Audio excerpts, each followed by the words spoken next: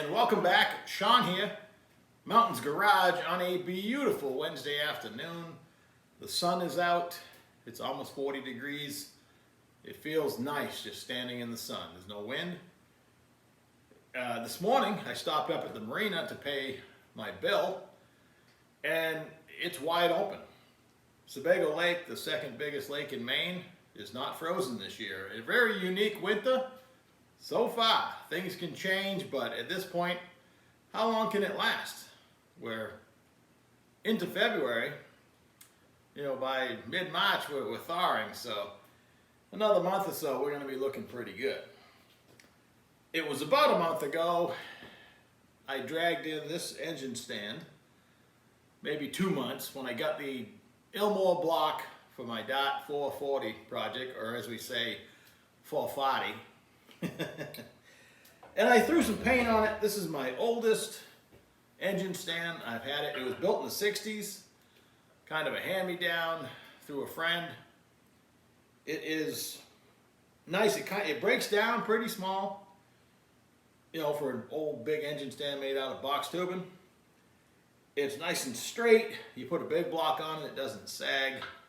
Not a bad rig. I mean, it's a lot more engine stand compared to the $90 one I just bought from Harbor Freight a month ago, because I needed one more. And I have two of the hand crank ones. You crank it and it spins. And I like that. If you lube up the head, the manual ones aren't bad, but hey, if I could find some kind of right angle gearbox or a way to make it work on the cheap, I would love to try it, I didn't do any research other than looking for right angle gearboxes, and they were expensive. So once you search anything on our phones, because they're watching all the time, now when I turn on Marketplace, I'm looking at engine stands. And sure enough, there's one for sale. It was a Walker, which is Napa. I don't know if it's original or been modified. It looked relatively factory. However, I instantly recognized the mechanism that makes it turn, and then did some research, and it's a pretty popular modification. Let me show you what the parts you need, and you'll be surprised at how inexpensive they are. Right, here are the ingredients, and if you, like me, spent decades working on big trucks, semi-trucks, you recognize this as a slack adjuster and an S-cam. You see at the end of it looks like an S.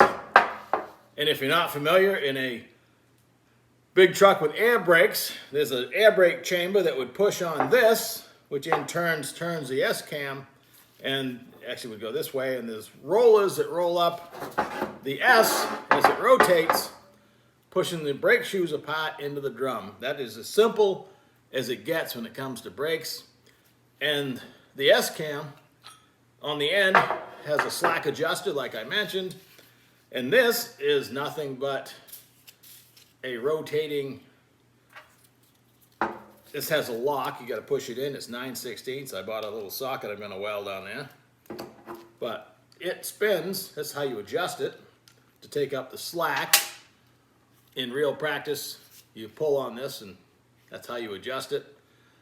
If you get stopped by the police, they're going to measure the stroke of this, and if it's too long for what's acceptable, there's different specs for different size brakes, you're going to be put out of service, and then you need a guy who has an air brake card to show up and adjust it. They won't let just anybody adjust brakes. Go figure. Now, to get this air brake card, I had to go to a night class, eat some pizza, watch about a half-hour spiel, and pass a test. It wasn't that hard, and that was a long time ago. I think I've done it 3 or 4 times. The cards don't go bad, but I like pizza. So my goal, and how people are doing this, is I'm going to take the S-cam and cut it off somewhere. And now I got this 10 spline. They come in different splines, basically fine and coarse spline. This is coarse, 10 spline. I'm going to cut the shaft off. This is 1.5 inches. And I need to cut enough round things to get it to fit the back of the tube that goes through the stand. So this will now be sticking out of the back of it and welded on solid, so when the engine turns, this turns. This is going to be splined into it. And then on the other end, all I need to do, I'm going to take probably more of this shaft and drill and tap it for the bolt. And this will be welded to the, the actual stand of the engine stand. And then, because this is anchored and this is shafted into here, when I turn the adjuster right round and round, it's gear reduction. It's a worm gear. And people say it works really easy. A lot of people put like an impact gun on it. I'm not going to do that. I could take the, the death wheel and cut off the adjuster. I might. Or I might just push it in, drill some holes in this $4 socket I bought. An Impact 9/16 semi-deep socket.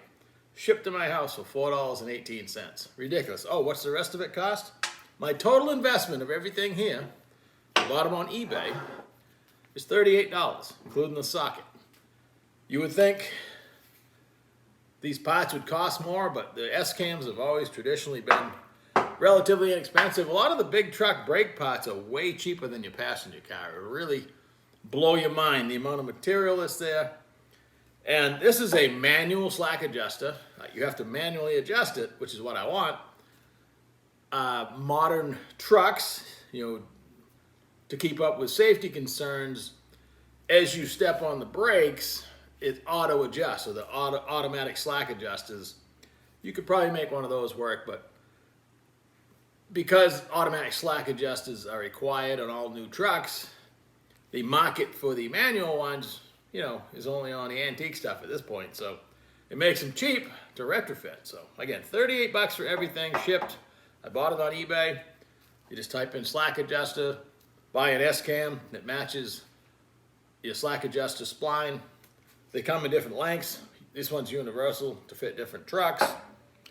The S-cams themselves are right and left-handed, but I don't care. I'm cutting that part off, so I'm only going to use the shaft. So I need to make something to get from 1.5" to 2.5", which I think is what my inside of my tube is. So maybe it's 2 inch. So either way, I got to make some kind of sleeve to go from that to that, and then let me figure out what I can use, and I'll be right back. Well, we're sneaking up on it. The most efficient way to go from 1.5", which was the S-cam I cut off, had to use a chop saw. This thing's pretty hard. The bandsaw didn't want anything to do with it. To 2.5", which is the idea of this piece, would have been a solid piece of round stock and bore an 1.5" hole, and that's not as much fun as it sounds, getting the hole in the round stock out to 1.5". It would just take longer than using a few pieces that I already had laying around. So I took this piece, fixed up the outside so it fits in the next adapter, counterbored the inside, so now the input shaft fits right in there nicely. I like that. I'll weld this, and then I'll be able to hold it and cut it off. Cutting off a small piece, potting off in the lathe, it's not as much fun as it sounds. I should practice it, but I just don't feel like it today when I got to weld it on there anyway. So I'll do that and cut it off, and then the next adapter goes like that, and I'll weld that, and then the whole mess will sit in here quite nicely. I thought about making it short enough to not block these 2 holes, but those 2 holes are for the handle that is not required anymore. My hand crank engine stands don't have anything like that, and this whole mechanism is going to hold it on there, so she's not going anywhere. So got to do a little welding, a little cutting, and I'll be back in a few. So far, it's working out.